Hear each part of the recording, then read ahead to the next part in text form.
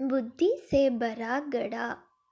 एक बार किसी बात पर अकबर बीरबल से नाराज हो गए और उन्होंने बीरबल को राज्य छोड़कर कहीं दूर चले जाने का आदेश दे दिया।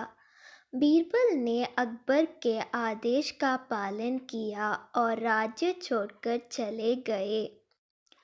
कुछ समय बीतने के बाद अकबर को बीरबल की याद आने लगी। कई महत्वपूर्ण मुद्दों पर बीरबल का मशवरा अकबर को निर्णय लेने में मदद करता था, इसलिए बीरबल के बिना निर्णय लेने में अकबर को असुविधा होने लगी। आखिरकार उन्होंने अपने सैनिकों को बीरबल को ढूंढने के लिए भेजा। सैनिकों के कई गांव में बीरबल को ढूंढने का प्रयास किया, लेकिन बीरबल नहीं मिले। कई जगहों पर पूछताछ करने के बाद भी बीरबल का पता ठिकाना नहीं मिल सका और अकबर के पास सैनिक बैरंग लौट आए।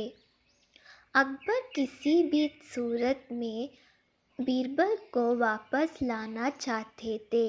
इसके लिए उन्होंने एक युक्ति सोची। सैनिकों के माध्यम से उन्होंने अपने राज्य के सभी गांवों के मुखियाओं को संदेश भिजवाया। संदेश इस प्रकार था, एक माह के भीतर एक गधे बुद्धि भरकर उस गधे के साथ दरबार में उपस्थित हो।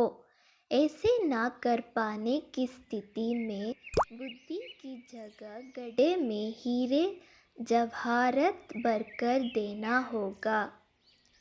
अकबर का ये संदेश सैनिकों द्वारा गांव-गांव में प्रसारित किया गया। एक गांव में बीरबल वेश बदलकर एक किसान के खेत पर काम किया करते थे। जब उस गांव के मुखिया को अकबर का ये संदेश मिला तो वो चिंतित हो उठा। उसने गांव के लोगों की सभा बुलाई।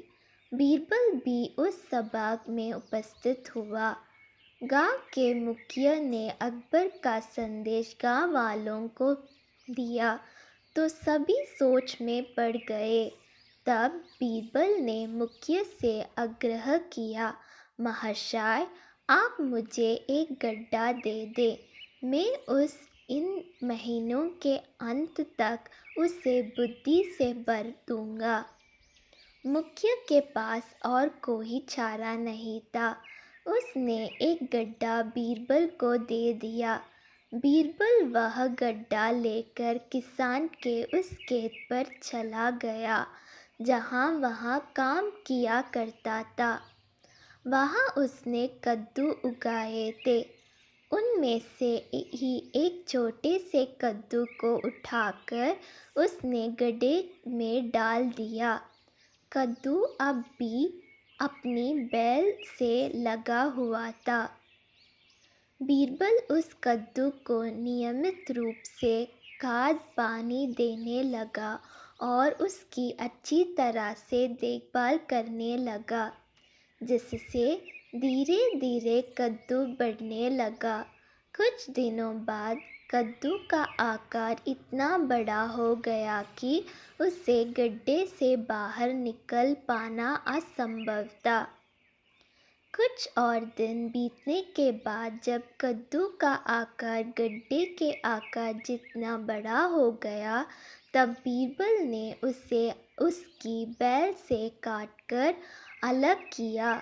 गड्ढे का मुंह कपड़े से ढकने के बाद वह गांव के मुखिया के पास पहुंचा और वह गड्ढा उसे देते हुए बोला, यह गड्ढा बादशाह अकबर को दे देना और उनसे कहना कि इसमें बुद्धि भरी हुई है।